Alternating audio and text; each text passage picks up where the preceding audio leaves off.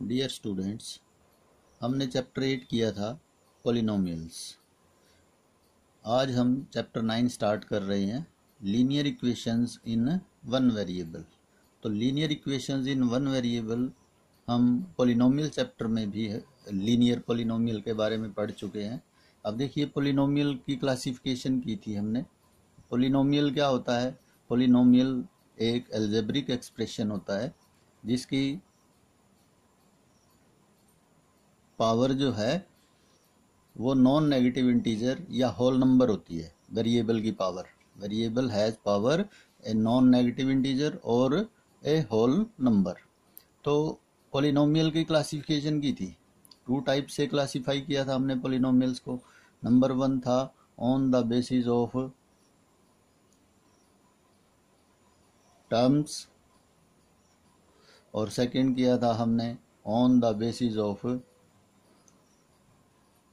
Powers. तो on the basis of terms में monomial किया था, बाइनोमियल,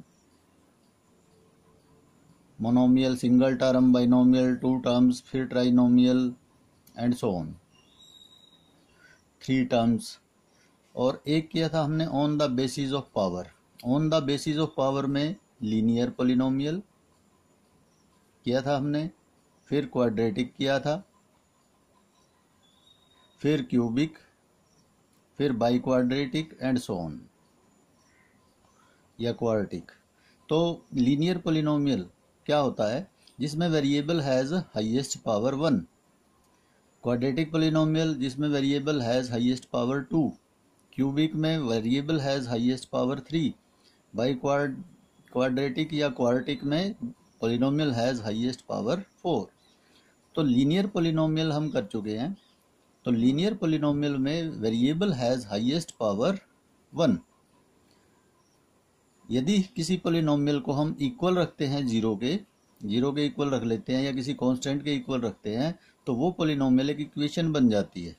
क्या बन जाती है? इक्वेशन। तो अब हम linear equation in one variable करेंगे। A linear equation in one variable is an equation in which the highest power of the variable is 1। अभी मैंने बताया है linear polynomial whose variable has highest power 1। तो equation के लिए क्या होगा? इक्वेशन और पॉलिनोमियल में डिफरेंस है। Polynomial is not equal to any constant और जीरो, बट यदि हम इक्वेशन लेते हैं तो वो या तो जीरो के इक्वल होगी या किसी कांस्टेंट के इक्वल होगी। तो ए linear equation in one variable is an equation in which highest power of the variable is 1। तो हाईएस्ट पावर जो होगी वेरिएबल की क्या होगी? 1। अब जैसे ये एग्जांपल लिख रहे हैं हम, ax plus B is equal to क्या है? 0, where a is not equal to 0। यदि हम इसको सॉल्व करते हैं, a and b are constants. a और b क्या होते हैं? कॉन्स्टेंट्स, या रियल नंबर भी बोल सकते हैं इनको।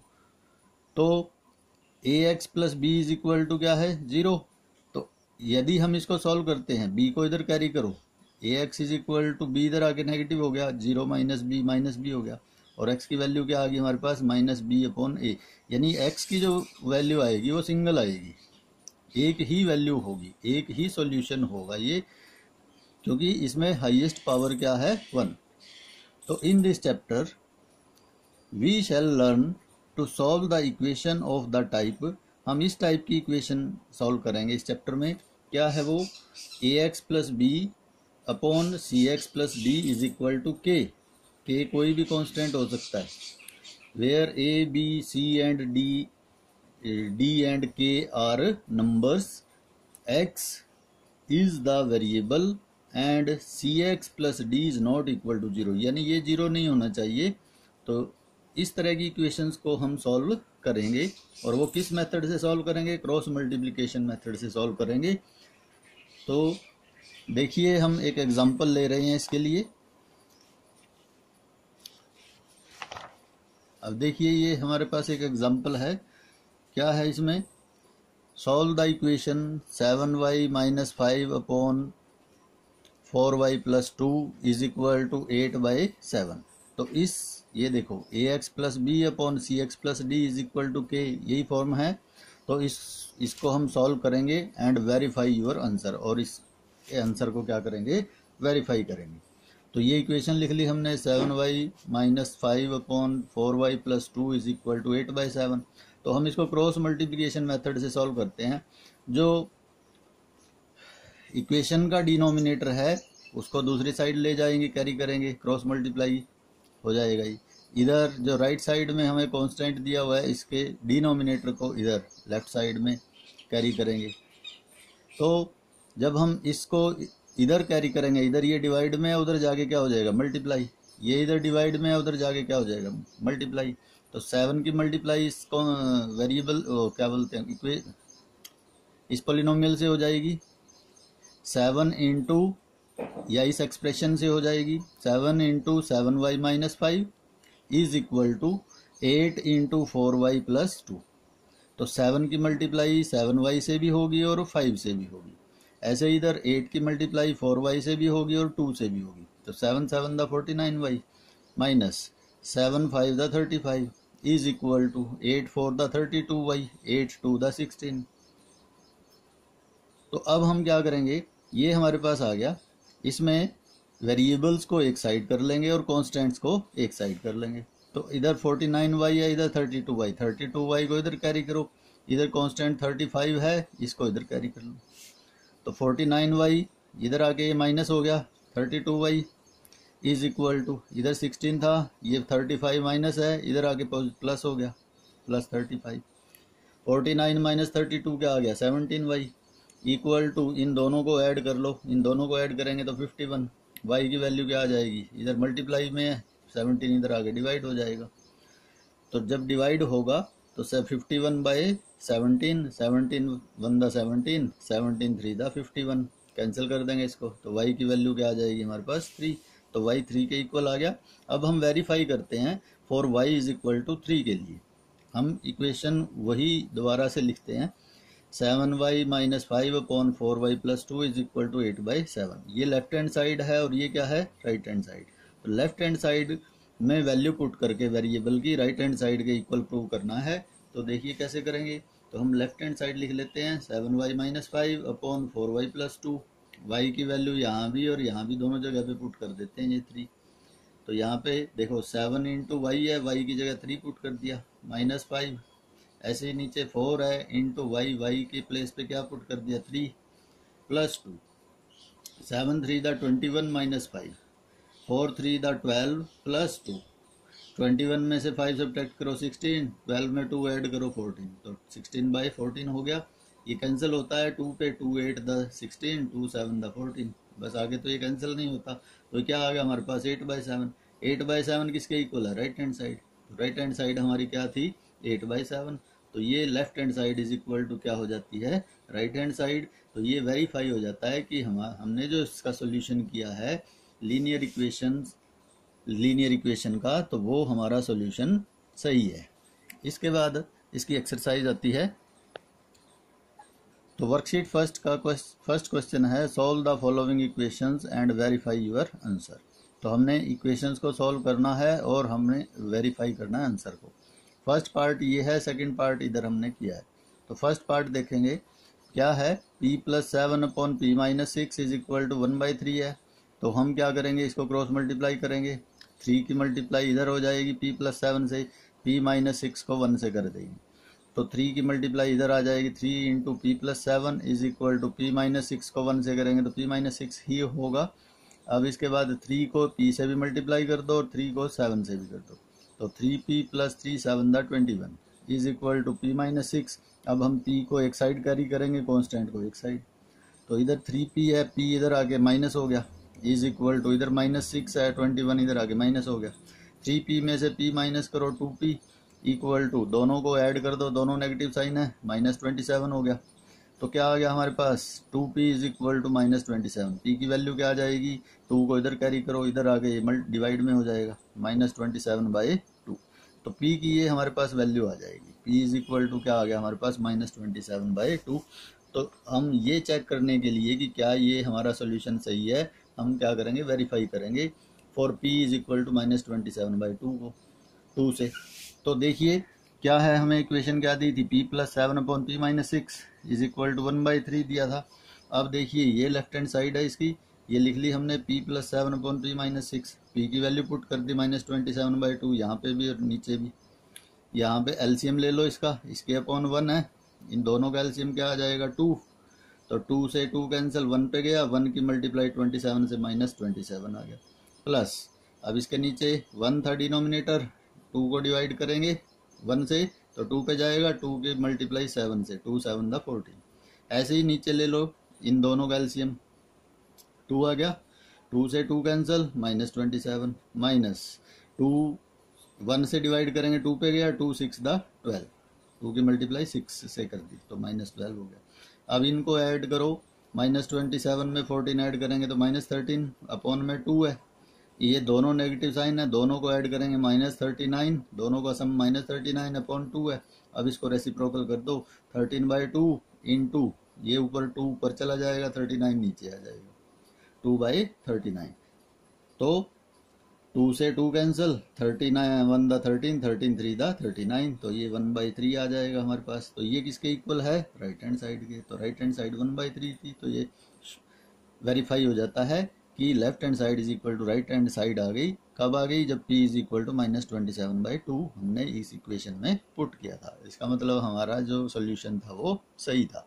इसके बाद आता है इसका second part, x - 2/6x + 1 is equal to 1/1 है, क्रॉस मल्टीप्लाई कर दो, 1 का मतलब है डिनोमिनेटर भी 1 है तो 1/1, क्रॉस मल्टीप्लाई करेंगे तो इधर x - 2 is equal to 6x + 1 आ जाएगा।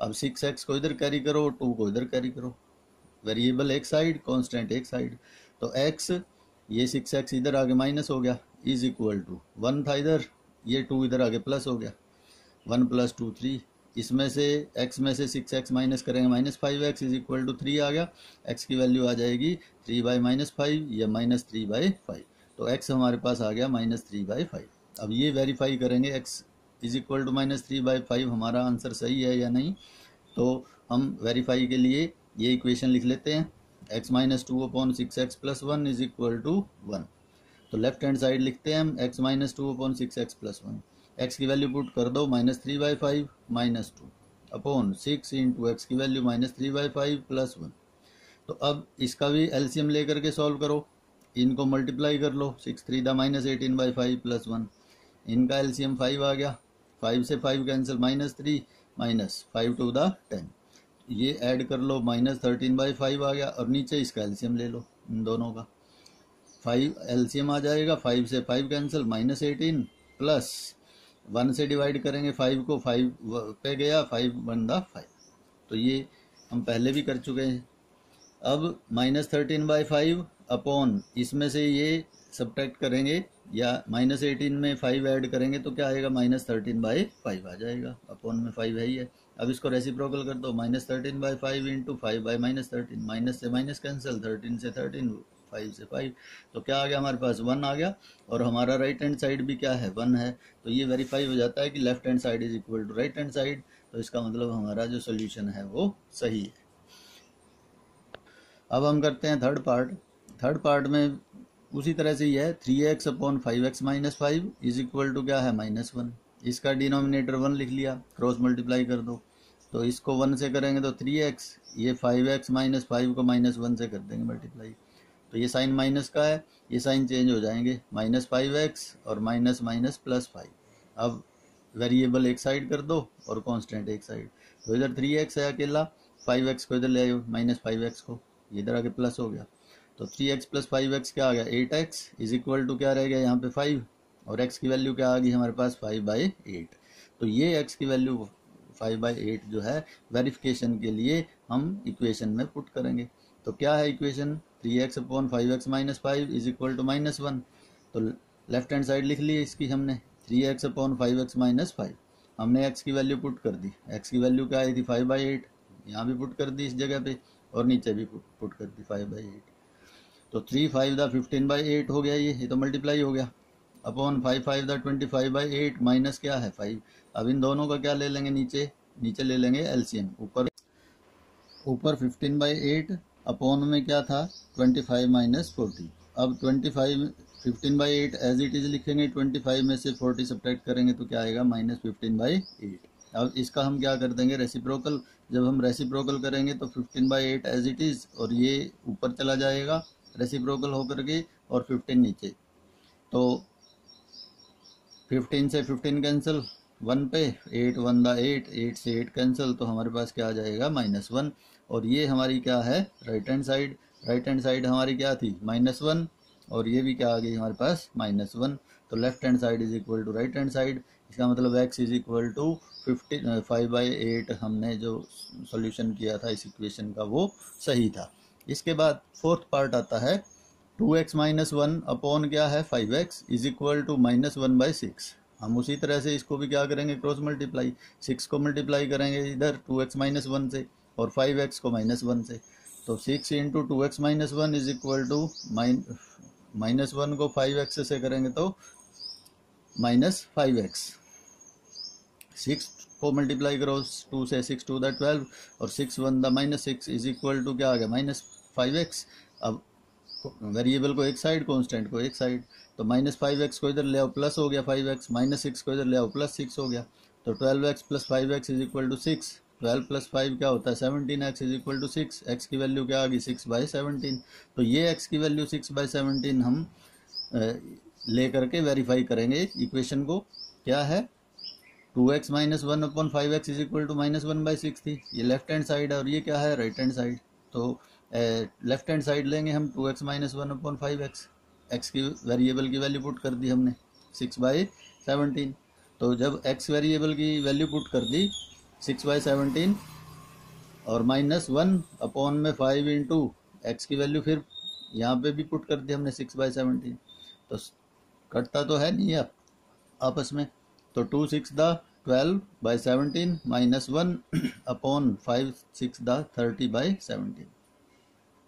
अब ऊपर ये 2 टर्म्स हैं, इनका एलसीएम ले लो डिनोमिनेटर का, 17 आ जाएगा एलसीएम। तो 17 1 दा 17, 1 की मल्टीप्लाई 12 से, -1 से करेंगे डिवाइड 17 पे गया, 17 1 दा 17 अपॉन में 30/17। ऐसे कैसे, क्योंकि सिंगल टर्म है ये।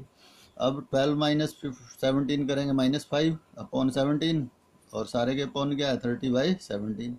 रेसिप्रोकल कर दो, -5/17 इंटू 17/30। 17 से 17 कैंसिल हो गया 1 पे, 5 1 दा 5, 5 6 दा 30। तो क्या आ गया हमारे पास -1/6। तो ये हमारे पास क्या है राइट हैंड साइड है। राइट हैंड साइड -1/6 थी, तो ये भी -1/6 आ गई। तो left hand side is equal to क्या हो गया राइट हैंड साइड। तो ये प्रूव हो गया कि भाई लेफ्ट हैंड साइड, वेरीफाई हो गया कि left hand side equal to right hand side for x is equal to 6/17। और ये सॉल्यूशन हमारा इस इक्वेशन का सही है।